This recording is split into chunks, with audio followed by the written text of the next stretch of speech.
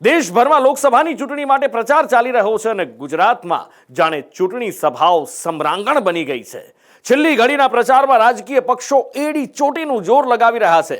ભાજપ કોંગ્રેસના નેતાઓ એકબીજા પર આક્ષેપબાજીનો વરસાદ કરી રહ્યા છે। આક્ષેપબાજી અને કટાક્ષમાં શહેજાદા અને શહેનશાહની હવે એન્ટ્રી થઈ છે આવા શબ્દો સંભળાઈ રહ્યા છે। ભાજપે ચૂંટણી મેદાનમાં સ્ટાર પ્રચારકોની ફોજ ઉતારી છે તો સામે કોંગ્રેસના સ્ટાર પ્રચારકો પણ ગુજરાતમાં ધામા નાખી ચૂક્યા છે। ટૂંકમાં રણશીંગુ ફૂંકાઈ ગયું છે। યુદ્ધ એ જ કલ્યાણની ઉક્તિ પ્રમાણે નેતાઓ પ્રચારમાં લાગી ગયા છે। ગુજરાતમાં રેલી, સભા, રોડ શોથી ચૂંટણી પ્રચારનો ઝંઝાવાત ચાલી રહ્યો છે અને એવું લાગી રહ્યું છે કે આ લોકસભાની ચૂંટણી નહીં પણ સમરાંગણ છે। એક તરફ અસ્તિત્વનો સવાલ છે અને બીજી તરફ શાખનો સવાલ છે। લોકશાહીનો પર્વ એટલે ચૂંટણી। લોકપ્રતિનિધિને ચૂંટીને લોકશાહીના મંદિર એટલે કે સંસદમાં મોકલવા લોકો મતદાન કરે છે। ચૂંટણી લડતા ઉમેદવારો પ્રચાર દરમિયાન પોતે કરેલા કામો અથવા ચૂંટાયા બાદ કરવાના કામોની વાત લઈ જનતા વચ્ચે જાય છે। રાજકીય પક્ષોના સ્ટાર પ્રચારકો સ્થાનિક ઉમેદવારો માટે પ્રચાર કરે છે। ગુજરાતમાં 7 મેના દિવસે મતદાન હોવાથી પ્રચાર પડઘમ હવે બંધ થવાના આરે છે। ભાજપે છેલ્લી ઘડીના પ્રચાર માટે સ્ટાર પ્રચારકોની ફોજ ઉતારી દીધી છે। ખુદ વડાપ્રધાન મોદીએ 2 દિવસ ગુજરાતમાં સભાઓ ગજવી। ભાજપના રાષ્ટ્રીય અધ્યક્ષ જેપી નડ્ડાએ કચ્છમાં પ્રચાર કર્યો। અમિત શાહ પણ છેલ્લા 1 સપ્તાહથી ગુજરાતમાં પૂરજોશમાં પ્રચાર કરી રહ્યા છે। ભાજપના સ્ટાર પ્રચારકો પર એક નજર કરીએ તો નરેન્દ્ર મોદી, અમિત શાહ, રાજનાથ સિંહ, જેપી નડ્ડા, સી.આર. પાટીલ, નવનીત રાણા, રાજ્યવર્ધનસિંહ રાઠોડનો સમાવેશ થાય છે। આ તરફ કોંગ્રેસ દ્વારા પ્રચારમાં કોઈ કસર બાકી ન રાખતા રાહુલ ગાંધી સહિતના મોટા નેતાઓ પણ પ્રચાર માટે આંટાફેરા કરે છે। કોંગ્રેસના સ્ટાર પ્રચારકો ઉપર એક નજર કરીએ તો રાહુલ ગાંધી, પ્રિયંકા ગાંધી, મલ્લિકાર્જુન ખડગે, મુકુલ વાસનિક, અશોક ગેહલોત જેવા નેતાઓ પ્રચાર કરી રહ્યા છે। પ્રિયંકા ગાંધી હાલમાં જ વલસાડમાં પ્રચાર બાદ ફરી એકવાર પ્રચાર માટે દિયોદર પાસેના લાખણીમાં આવ્યા। બનાસકાંઠા અને પાટણની જનતા પાસે પ્રિયંકા ગાંધીએ ગેનીબેન ઠાકોર અને ચંદનજી ઠાકોર માટે મત માંગ્યા। જનસભાને સંબોધિત કરતા પ્રિયંકા ગાંધીએ ક્ષત્રિય આંદોલન, બેરોજગારી અને મોંઘવારી જેવા મુદ્દાઓ પર ભાજપ પર પ્રહાર કર્યા। कैसे समझ पाएंगे कि आप किस दलदल में धंसे हुए हो? महंगाई से आप दब चुके हो। हर तरफ महंगाई। मेरी बहनें, मिट्टी के तेल का तेल आज कितने का है? सब्जी खरीदने जाती हो, मिलती है क्या? तुम भाव क्या है उसका? पेट्रोल डीजल का दाम क्या है मेरे किसान भाइयों? किस तरह से गुजारा कर रहे हो? खेती के हर सामान पे जीएसटी है। हर सामान महंगा हो चुका है। मेरी बहनें, अगर कोई त्योहार होता है, कुछ खरीदना पड़ता है, नए कपड़े, बच्चों के लिए कोई वर्दी खरीदनी पड़ती है, फीस भरनी पड़ती है, कोई बीमार पड़ जाता है, इलाज करना पड़ता है, तो क्या हालत होती है आपकी? પંચાયતથી લઈને પાર્લામેન્ટ સુધી કોઈ પણ ચૂંટણી સ્ટ્રેટેજિક રીતે લડતું ભાજપ લોકસભાની ચૂંટણીમાં છવાઈ ગયું છે। 400 પારના લક્ષ્યાંક સાથે ભાજપના મોટા નેતાઓ ચૂંટણી સભાઓ ગજવી રહ્યા છે। કેન્દ્રીય ગૃહમંત્રી અમિત શાહે ગુજરાતમાં તંબુ તાણ્યા હોય એમ છેલ્લા 1 સપ્તાહથી એક પછી એક સભાઓ, બેઠકો કરી રહ્યા છે। અમિત શાહે છોટાઉદેપુરના બોડેલી અને નવસારીના વાંસદામાં જાહેર સભા સંબોધી। અમિત શાહે તેમના સંબોધનમાં આમ આદમી પાર્ટીને આડે હાથ લીધી તો કોંગ્રેસના અનામતને લઈ કુપ્રચાર અને પરંપરાગત બેઠક છોડી અન્ય બેઠક પરથી રાહુલ ગાંધીની ઉમેદવારી જેવા મુદ્દાઓ પર અમિત શાહે આકરા વાક પ્રહાર કર્યા। આ વખતે કોંગ્રેસ પાર્ટી અને એક અર્બન નક્સલ પાર્ટી, આપ પાર્ટી, 2 પાર્ટી ભેગા થઈ આપણા આદિવાસી ક્ષેત્રની શાંતિ દોરવાનું કામ કરવાના છે। મને બતાવો ભાઈ, વલસાડની અંદર ઇન્ડસ્ટ્રીની ખંડની ચાલુ થવા દેવાય? જોરથી બોલો, થવા દેવાય? જંગલ ક્ષેત્રમાં નક્સલવાદ ચાલુ થવા દેવાય? આપ પાર્ટી અને કોંગ્રેસ પાર્ટી જો જીતશે તો નક્સલવાદ અને અર્બન નક્સલિઝમની શરૂઆત થશે। ભાઈઓ બહેનો, અમારા યુવાન હાઈટેક અને વિકાસનું વિઝન રાખવાવાળા ધવલ પટેલની સામે કોંગ્રેસે કોને ઉમેદવાર ઉભો રાખ્યો? 70 વર્ષથી આ કોંગ્રેસ પાર્ટી કોઈ આદિવાસીને રાષ્ટ્રપતિ નથી બનાવતી. નરેન્દ્રભાઈએ પહેલી વાર ઓરિસ્સાના ગરીબ ઘરની આદિવાસી દીકરી બેન દ્રૌપદી મુર્મુને રાષ્ટ્રપતિ બનાવવાનું કામ કર્યું. આ લોકસભાની ચૂંટણીમાં અનામત મહત્વનો મુદ્દો બનીને ઉભરી છે.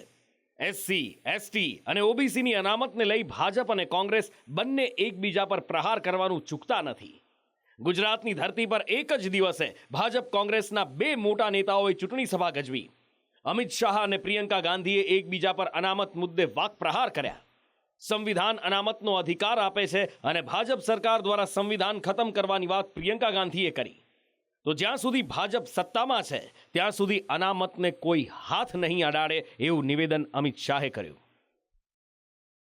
એસટી, એસસી, બક્ષી પંચના અનામત પર કોઈએ ડાકો નાખ્યો હોય, કોઈએ લૂંટ મચાવી હોય તો કેવળ ને કેવળ ઇન્ડી એલાયન્સ.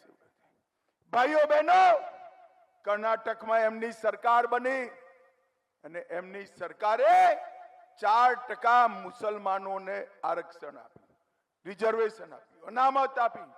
4% મુસલમાનોને આપી એનો અર્થ તમે બક્ષી પંચની 4% અનામત લૂંટી ગયા. આંધ્રપ્રદેશમાં એમની સરકાર આવી, મુસલમાનોને 5% રિઝર્વેશન આપ્યું, અનામત આપી. 5% અનામત મુસલમાનોને આપી એનો મતલબ તમે 5% બક્ષી પંચની અનામત છીનવી લીધી. ભાઈઓ બહેનો, આ રાહુલ બાબા એન્ડ કંપની જો દેશમાં સત્તા પર આવશે તો મુસ્લિમ અનામત આપી एससी, एसटी, ओबीसी ની અનામત છીનવી લે. संविधान कहता है कि आपको कुछ अधिकार मिलने चाहिए और आपको आरक्षण मिलना चाहिए. मतलब रोजगार मिलता है तो आपके लिए कुछ रोजगार आरक्षित हो, ये भी संविधान आपको देता है. तो ये दो बहुत बड़ी चीजें हैं जो आपको संविधान द्वारा मिलती हैं.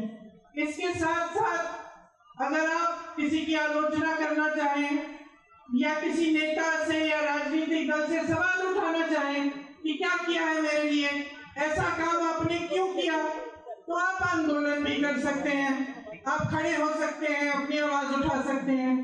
ये भी अधिकार आपको संविधान ने दिया है. अब जब ये लोग कहते हैं कि संविधान को बदलना चाहते हैं तो इनका क्या मतलब है? इनका मतलब ये है कि जितने भी अधिकार आपको दिए गए हैं वो अधिकार कम करेंगे, उनको कमजोर किया जाएगा. क्योंकि अगर आप आज की राजनीति को देखें और समझें तो आपको स्पष्ट पता चलेगा कि पिछले 10 सालों में प्रधानमंत्री श्री नरेंद्र मोदी जी ने जो सबसे बड़ा काम किया है वो ये काम किया है कि जनता के अधिकारों को कमजोर किया है. ગુજરાતમાં છેલ્લી ઘડીનો ચૂંટણી પ્રચાર થઈ રહ્યો છે. નેતાઓના વાણી વિલાસ પણ એમાં જોવા મળી રહ્યા છે. આવેશમાં આવી નિવેદનબાજી કરતા નેતાઓ સામે ફરિયાદ ન થાય તો જ નવાઈ કહેવાય. કોંગ્રેસના નેતા જગદીશ ઠાકોર વિરુદ્ધ ચૂંટણી પંચમાં ફરિયાદ થઈ. છોટાઉદેપુરના કડુલી મવડી ગામે જાહેર સભામાં પ્રદેશ કોંગ્રેસના પૂર્વ પ્રમુખ જગદીશ ઠાકોરે વિવાદિત નિવેદન આપ્યું હતું. જગદીશ ઠાકોરનું નિવેદન શું હતું એ પહેલા જુઓ. 2 દાડા બાકી હશે, પાણી ઉતરશે.